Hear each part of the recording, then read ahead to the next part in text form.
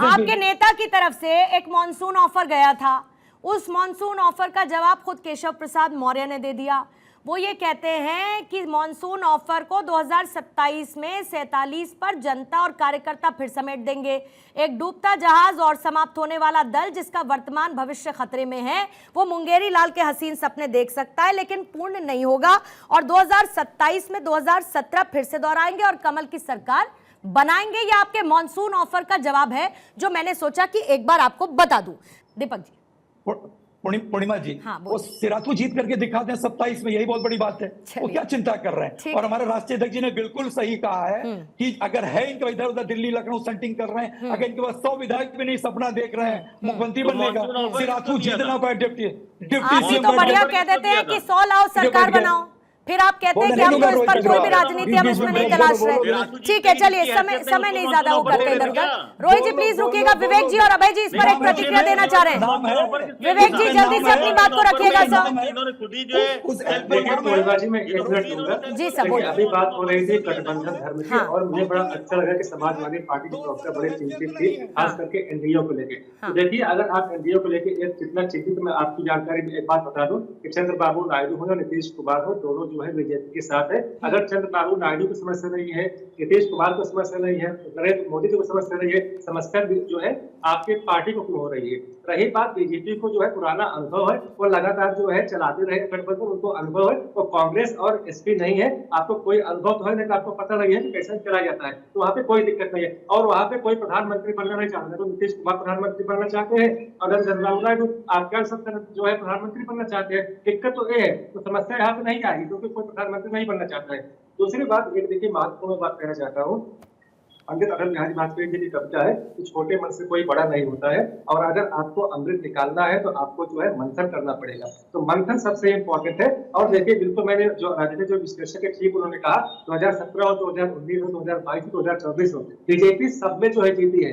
लेकिन देखिए, आप बेहतर से बेहतरीन कर सकते हैं, और इसीलिए आरएसएस यूनिक है क्योंकि वह चाहता है कि आपके परफॉर्मेंस जो है सबसे बेस्ट हो, और उसके लिए वो केवल सलाह। तो आप ये मानते हैं ना विवेक जी कि अभी की स्थिति में और उत्तर प्रदेश के परिदृश्य में फिलहाल जो कुछ भी है उसमें सारा का सारा भार आरएसएस के कंधों पर है, मानते हैं ना? वो तो एक जो है अनुशासनिक संगठन है और एक जो है पैतृक संगठन है, उसका काम है सलाह देना। और अगर बीजेपी उसको फॉलो करेगी तो बहुत अच्छा रहेगा, क्योंकि वह जो सलाह देगी बीजेपी के हित में रहेगी। और पिछले कुछ समय में आप और बेहतर कर सकते हैं, और इसके लिए सलाह लेना जो है आवश्यक है। हम ऐसा नहीं मान सकते आपने बेस्ट दे दिया, आपका बेस्ट अभी आ सकता है। तो आरएसएस अगर ऐसा सोचता है बहुत अच्छी बात है, और जो संगठन जो ऐसा नहीं सोचते हैं, जाहिर सी बात है उनकी मिट्टी पलीत होना है। ठीक है, और पिछले कुछ समय में आरएसएस की तरफ से बहुत सारी ऐसी सलाहें आई भी हैं, वो सलाहें हमने दिखाई भी हैं कि बीजेपी को आरएसएस आखिर क्या बतलाना, क्या कहना चाहता है। अभय जी अपनी बात को पूरा रखिएगा, लेकिन जो कुछ भी बात चल रही है, आपको लगता है कि जो आरएसएस बैठक करने वाला है उससे जो भ्रमजाल की स्थिति एक पैदा हो रही है, या विपक्ष मान के चलिए जिसको भ्रमजाल की स्थिति के तौर पर पेश कर रहा है, वो इस बैठक के बाद काफी हद तक दूर होगी? और जो लैक ऑफ कोऑर्डिनेशन है, जो समन्वय की एक कमी नजर आती है, वो इस दिशा में आगे बढ़ते हुए बेहतर तरीके से जाएगी? देखिए, पहले तो मैं थोड़ा इसके समाजवादी पार्टी के प्रवक्ता जी ने हम पर जो तंज कसा है उसके मैं उनको जवाब देना चाहूंगा। जी बिल्कुल सर।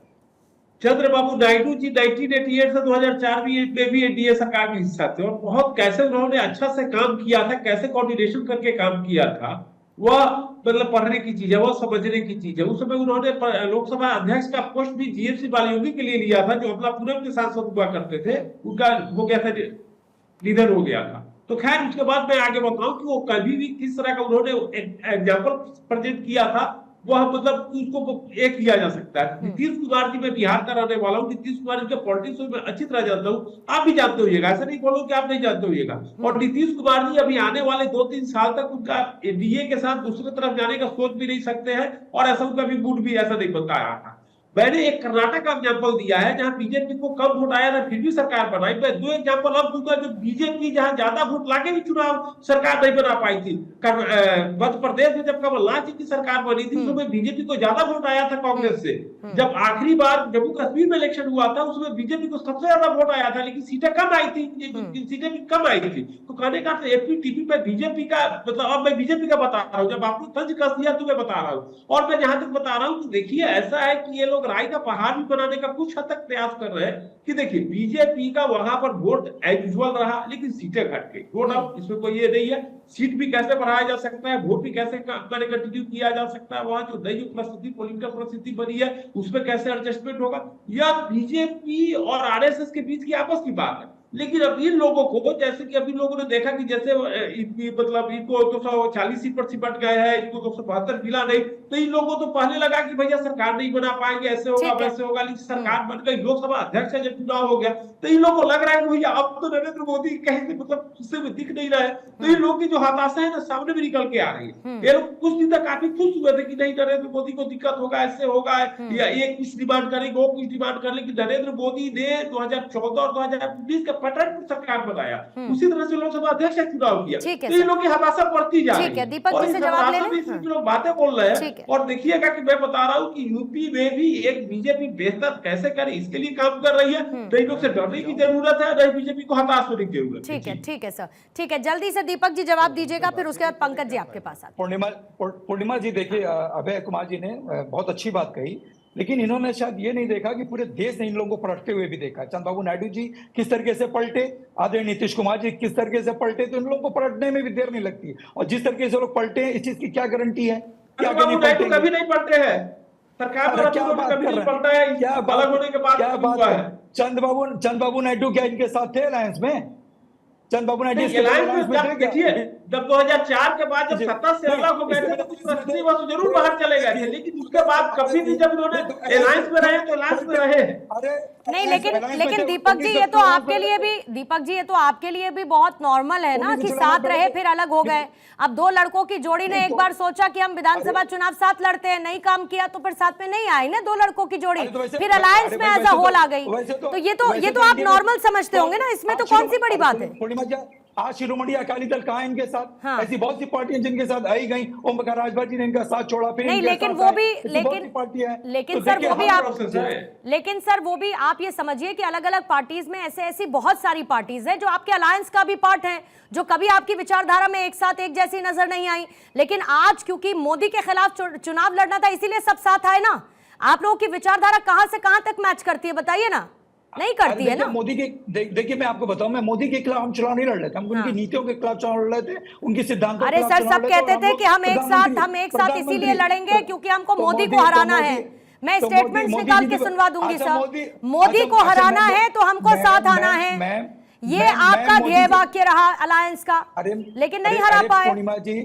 पूर्णिमा जी बीजेपी भी तो कहते थे अब की बार मोदी सरकार कह के दिखा दे, तो आ तो गई ना सर मोदी सरकार कह के दिखा। तीसरी बार मोदी सरकार आ गई, नेहरू के बाद ऐसा अब हुआ कि तीसरे टर्म में किसी ने सरकार रिपीट की। हम ये अगर हमारे मित्र जी जो है बैठे हुए रोहित अग्रवाल यही कहते हैं कि मोदी सरकार, रोहित भाई कहते हैं मोदी सरकार, ये एनडीए की सरकार है, मोदी सरकार है, बता दें। नहीं तो वो तो खुद ही कहते हैं एनडीए की सरकार, तो आप क्यों चाहते हैं कि कहा जाए?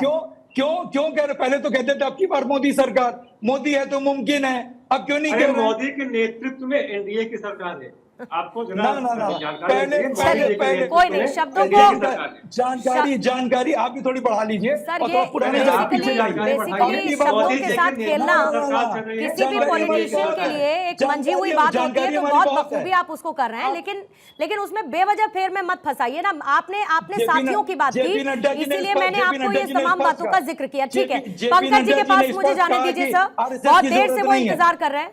पंकज जी के पास जल्दी से, पंकज जी आपसे एक जवाब मैं लेना चाहूंगी।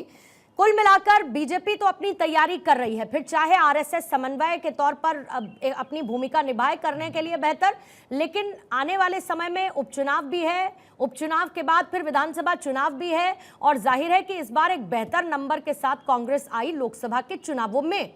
आपको लगता है कि इनका एक साथ चीजों को दुरुस्त करने ला कांग्रेस के लिए फिर से एक टेंशन है, और ये अपनी टेंशन को कम से कम इस बैठक के साथ दूर करने का प्रयत्न जरूर करेंगे? पूर्णिमा जी, ये लोग कितनी बैठक करते हैं, क्यों करते हैं, किस मुद्दे पे करते हैं, उनका मसला है। लेकिन इस समय जो सब नजर आ रहा है, और आपने इसीलिए शायद ये शो किया, मैंने पहले भी इस बात को कहा कि आप इसके महत्व को समझ रही हैं, क्योंकि दोनों एक दूसरे की सरकार गिराना चाहते हैं। अभी जिस तरह से योगी आदित्यनाथ ने फैसला लिया कि सब नाम लिखे अपने, जितने भी लोग हैं अपने धर्म को, ताकि वो पहचाने जाए, इसका विरोध कौन कर रहा है? इसका विरोध नीतीश कुमार जी की पार्टी से शुरू हो गया है। केसी त्यागी जी का बयान आ गया है। तो योगी सब कुछ वो कर रहे हैं जिससे कि नरेंद्र मोदी दबाव में आए, और नरेंद्र मोदी वो सब कुछ कर रहे हैं जिससे योगी से किसी तरह छुटकारा मिले, क्योंकि केशव प्रसाद मौर्य अपने आप ये बात नहीं कह सकते। जो आदमी अपना चुनाव हार गया, उसे उप मुख्यमंत्री फिर भी बनाया गया, तो वो केंद्र की वजह से बनाया गया। केंद्र से पूरा उन्हें शह मिला हुआ है, इसलिए वो बोल रहे हैं कि संगठन जो है वो बड़ा होता है, हमारे पास कार्यकर्ताओं का दर्द है। तो संगठन अगर बड़ा होता है तो आप सरकार में क्यों हैं? आप संगठन में जाइए।